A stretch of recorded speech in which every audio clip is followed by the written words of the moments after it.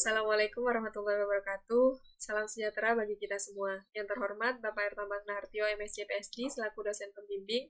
Yang terhormat Bapak atau Ibu dosen penguji seminar proposal tesis pada kesempatan kali ini, serta tidak lupa teman-teman yang berbahagia.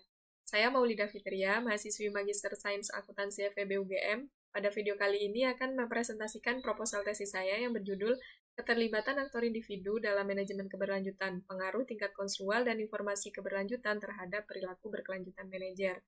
Kemudian untuk outline presentasi pada video kali ini, yang pertama adalah pendahuluan, yang kedua teori dan pengembangan hipotesis, dan yang terakhir adalah metode penelitian. Penelitian ini secara umum berangkat dari argumen penelitian-penelitian sebelumnya yang menjelaskan bahwa pembangunan berkelanjutan merupakan isu global dan tugas bersama yang membutuhkan keterlibatan dan juga kontribusi dari banyak aktor di dalamnya. Nah, salah satu aktor yang sering disorot dan juga memiliki peran penting dalam pembangunan berkelanjutan ini adalah domain bisnis atau perusahaan. Untuk menjelaskan keterlibatan perusahaan, penelitian sebelumnya menjelaskan bahwa keberlanjutan perusahaan merupakan tantangan lintas fungsi sehingga membutuhkan keterlibatan unit-unit fungsional yang ada di dalam perusahaan. Kemudian, dengan menilai keterlibatan unit-unit fungsional melalui implementasi alat manajemen keberlanjutan, penelitian tersebut juga menunjukkan bahwa terdapat pesimisme keterlibatan unit akuntansi atau keuangan atau kontrol manajemen dalam mendukung keberlanjutan perusahaan. Nah, hal ini dapat kita lihat pada dua hasil penelitian berikut. Temuan penelitian tersebut tentunya mengejutkan dan juga menyisakan pertanyaan besar bagi peneliti, mengingat bahwa beberapa penelitian sebelumnya telah banyak mengulas peran penting dari akuntansi atau akuntansi manajemen dalam pembangunan berkelanjutan atau keberlanjutan. Jika kita lihat dari tugas dan juga fungsinya dalam perusahaan, unit ini selain sebagai penyedia informasi yang dibutuhkan oleh manajer, mereka juga sebagai penghubung antara manajer puncak dengan fungsi-fungsi organisasi lainnya. Maka, jika demikian, penelitian ini kemudian menduga bahwa rendahnya keterlibatan unit fungsional ini bukan murni karena fungsi ini tidak terlibat dalam mendukung keberlanjutan perusahaan, melainkan melalui penyediaan informasi-informasi yang dibutuhkan manajer, terutama dalam pembuatan keputusan. Meskipun penelitian terkait dengan peran informasi keberlanjutan dalam mempengaruhi perilaku manajer tidak banyak dibahas dalam literatur, namun peneliti sebelumnya seperti Madein dan Solin tahun 2015 serta S et al. Tahun 2019 menemukan bahwa informasi keberlanjutan mempengaruhi keputusan manajer. Bahkan mereka juga menginisiasi bahwa adanya informasi keberlanjutan ini mengarah pada perilaku yang lebih berkelanjutan atau perilaku yang lebih bertanggung jawab secara lingkungan. Meski demikian, kedua penelitian ini tampaknya belum memasukkan preferensi individu atau karakteristik individu dalam model penelitian mereka. Padahal penentu atau prediktor di tingkat individu tersebut tampaknya juga relevan dalam menjelaskan perilaku berkelanjutan manajer. Kemudian, untuk mengetahui prediktor atau penentu perilaku berkelanjutan, penelitian sebelumnya sering mengarahkan pada pertanyaan mengapa individu, dalam hal ini manajer, terlibat dalam keputusan atau perilaku yang berkelanjutan. Untuk menjawab pertanyaan tersebut, beberapa penelitian sebelumnya, baik dari literatur ekonomi maupun literatur pemasaran, sering menggunakan teori perilaku yang direncanakan atau TPB dalam menjelaskan perilaku, sehingga sikap, kemudian norma subjektif, serta kontrol perilaku yang dipersepsikan menjadi prediktor kunci dalam menginduksi perilaku atau niat untuk berperilaku. Nah, kemudian temuan-temuan tersebut tampaknya meyakinkan dalam menjelaskan perilaku di tingkat individu. Namun, jika kita lihat dari konsep keberlanjutan yang melibatkan manfaat jangka panjang atau pemikiran tujuan yang jauh di masa depan dan bahkan terkadang menghasilkan trade-off keputusan, maka ada salah satu teori dalam psikologi sosial yang tampaknya juga berpotensi untuk menjelaskan perilaku berkelanjutan tersebut, yaitu teori CLT yang digagas oleh Throop dan Lieberman. Sehingga dapat disimpulkan bahwa penelitian ini secara umum bertujuan untuk mengeksplorasi keterlibatan individu dalam keberlanjutan perusahaan, yaitu dengan menjawab pertanyaan mengapa individu memilih untuk terlibat dalam keberlanjutan perusahaan dengan menggunakan penentu atau prediktor di tingkat individu berupa tingkat konstrual dan juga diskon temporal yang didasarkan pada perspektif CLT, dan juga dengan menggunakan kerangka berpikir dalam literatur pemasaran, yaitu terkait dengan perilaku berkelanjutan konsumen. Kemudian, dengan didasarkan pada penelitian sebelumnya, penelitian ini juga mencoba untuk menjelaskan perilaku manajer, yaitu dengan menggunakan penentu di tingkat organisasi berupa informasi keberlanjutan yang digunakan oleh manajer dalam pengambilan keputusan. Berdasarkan latar belakang dan juga rumusan masalah yang telah dijelaskan sebelumnya, maka pertanyaan penelitian ini adalah sebagai berikut.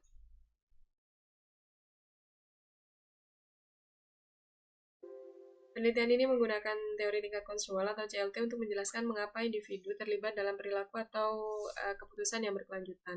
Individu, manajer, dan juga para pengambil keputusan lain seringkali mengarahkan pemikiran mereka ke objek, situasi, atau bahkan kejadian yang berada di luar ranah pengalaman pribadi mereka.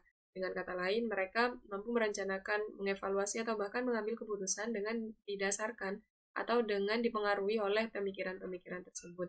Teori CLT ini awalnya bermula dari usaha Lieberman dan Thorpe untuk mengetahui bagaimana perjalanan mental terjadi, yaitu bagaimana manusia itu kadang mampu melampaui diri mereka sendiri di sini dan juga sekarang. Artinya, mereka mampu mengingat diri mereka di masa lalu, kemudian melihat diri mereka di masa depan, atau bahkan menggunakan perspektif orang lain untuk mengambil keputusan.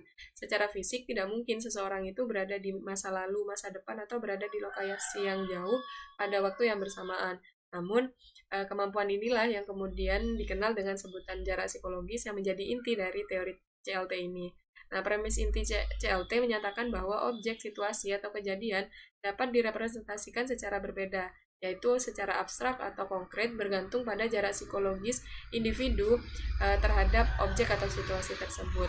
Sehingga dapat disimpulkan bahwa semakin jauh jarak psikologis objek atau semakin jauh objek tersebut dikeluarkan dari pengalaman pribadi individu, maka semakin abstrak objek atau situasi tersebut direpresentasikan.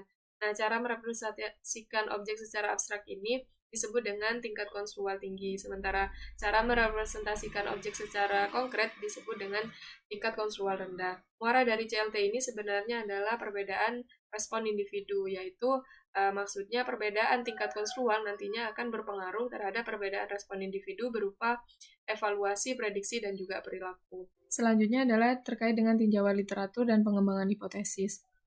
Berdasarkan argumen Windorf, Salteger et al. Tahun 2014 yang menyatakan bahwa secara definisi konsep keberlanjutan atau perilaku berkelanjutan merupakan istilah atau konsep yang kompleks dan terbilang baru, sehingga tidak ada pemahaman yang sama terkait dengan apa yang terkandung dan juga tersirat di dalamnya. Oleh sebab itu, beberapa penelitian mengarahkan perilaku berkelanjutan ini pada perilaku pro-lingkungan atau pro-sosial, dan juga diarahkan pada perilaku sukarela atau UCB, serta dikaitkan dengan konsep pembangunan berkelanjutan, yaitu yang menitik beratkan pada setiap tindakan atau keputusan yang tidak membahayakan kemampuan generasi mendatang untuk memenuhi kebutuhan mereka, di mana hal ini populer dengan istilah don't cheat on your kids.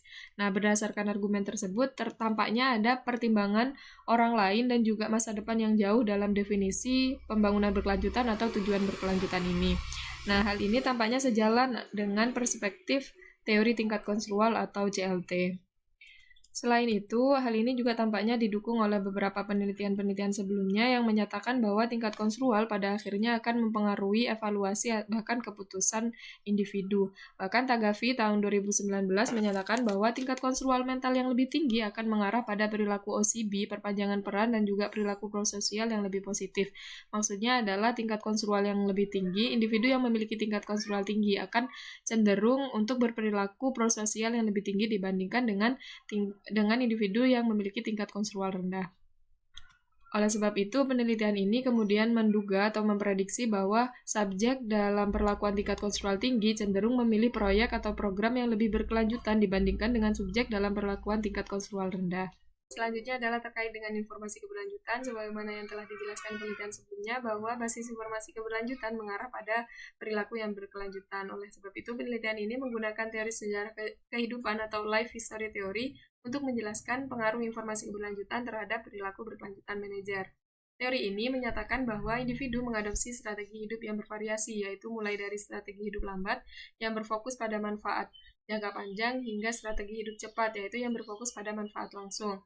Nah, salah satu pertimbangan individu untuk memilih strategi ini adalah ketidakpastian atau kepastian kepastian lingkungan di mana individu ini tinggal, atau keyakinan terkait dengan manfaat atau outcome hasil yang akan mereka peroleh.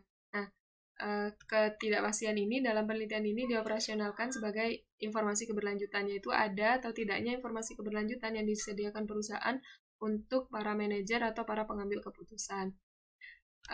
Penelitian sebelumnya seperti Madein dan Solin 2015 serta S et al. Tahun 2019 telah terlebih dahulu memberikan temuan bahwa basis informasi keberlanjutan mengarah pada perilaku atau keputusan yang berkelanjutan, sehingga penelitian ini kemudian menduga bahwa subjek yang memiliki informasi keberlanjutan cenderung memilih proyek atau program yang lebih berkelanjutan dibandingkan dengan subjek yang hanya memiliki informasi keuangan. Selain itu, untuk tambahan pemahaman, penelitian ini juga mengajukan hipotesis interaksi, yaitu pengaruh tingkat konstruktual dan informasi keberlanjutan dalam mempengaruhi perilaku berkelanjutan manajer. Sebagaimana ungkuler tahun 2009 yang menyatakan bahwa keputusan individu untuk terlibat dalam keberlanjutan melibatkan ambiguitas, yaitu ketidakpastian yang muncul akibat ketidaklengkapan informasi sehingga pengetahuan individu atas objek atau situasi tersebut terbatas. Dengan menggunakan perspektif JLT, Ungkuler tahun 2009 juga menjelaskan bahwa individu lebih suka mencari informasi tentang keinginan prospek masa depan, yaitu hasil, dibandingkan dengan mencari informasi tentang kelayakan untuk mencapai tujuan tersebut. Sehingga penelitian ini kemudian menduga bahwa adanya potensi interaksi antara tingkat konstruktual dan informasi keberlanjutan dalam mempengaruhi perilaku berkelanjutan individu. Sehingga hipotesis ketiga penelitian ini adalah terdapat interaksi antara tingkat konstruktual dan informasi keberlanjutan dalam mempengaruhi keputusan manajer dalam memilih program atau proyek yang lebih berkelanjutan. Yang terakhir adalah terkait dengan pengaruh tidak langsung tingkat konstruktual, diskon temporal, dan perilaku berkelanjutan manajer. Seperti yang dijelaskan sebelumnya bahwa diskon temporal merupakan kecenderungan seseorang untuk melampirkan bobot yang lebih besar pada manfaat langsung dibandingkan dengan manfaat yang tertunda. Beberapa penelitian sebelumnya menggunakan indikator ini untuk menjelaskan perilaku berkelanjutan, baik itu perilaku berkelanjutan manajer atau perilaku berkelanjutan konsumen. Namun, sayangnya kedua penelitian tersebut menghasilkan hasil yang inkonklusif. Misalnya, Swaim et al. Tahun 2016, mereka menemukan bahwa tidak ada pengaruh moderasi atau mediasi dari diskon temporal terhadap niat untuk berperilaku. Namun, mereka menemukan bahwa terdapat pengaruh negatif langsung terhadap perilaku berkelanjutan manajer. Kemudian, Van der Waal et al. Tahun 2018 juga menemukan bahwa diskon temporal memediasi ketidakpastian terhadap perilaku berkelanjutan. Hingga hipotesis keempat penelitian ini adalah diskon temporal memediasi pengaruh tingkat konstruktual terhadap perilaku yang berkelanjutan. Dengan demikian, rangka konseptual penelitian ini dapat dilihat pada gambar berikut.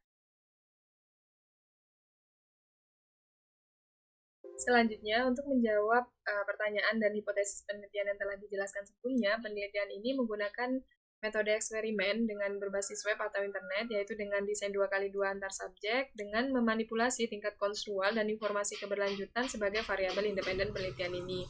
Serta penelitian ini juga mengukur variabel mediasi berupa diskon temporal dan variabel dependen berupa perilaku berkelanjutan manajer.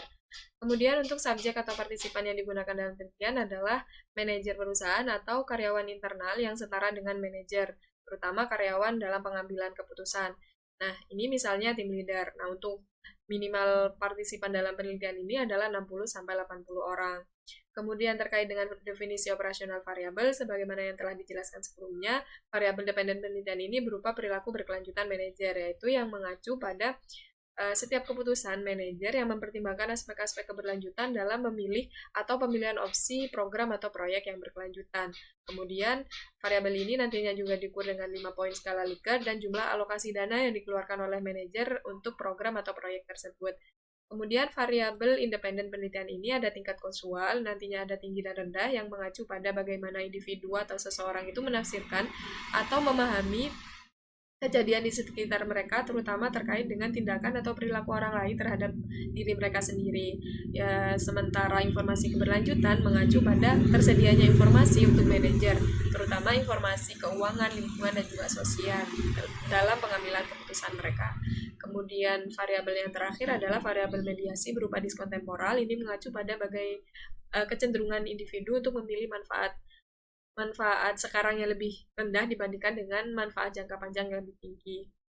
Selanjutnya, terkait dengan tugas dan prosedur eksperimen, tugas penelitian ini adalah pengambilan keputusan dalam pemilihan program atau proyek yang berkelanjutan. Nah, tugas ini tentunya diadaptasi dari beberapa penelitian sebelumnya. Yang terakhir, teknik analisis data. Nah, untuk yang pertama adalah analisis deskriptif. Ini penjelasan terkait dengan objek eksperimen yang digunakan, kemudian ada uji kualitas data, tentunya terkait dengan validitas dan juga reliabilitas data, uji asumsi ANOVA misalnya terkait dengan pengujian normalitas data, dan yang terakhir adalah pengujian hipotesis.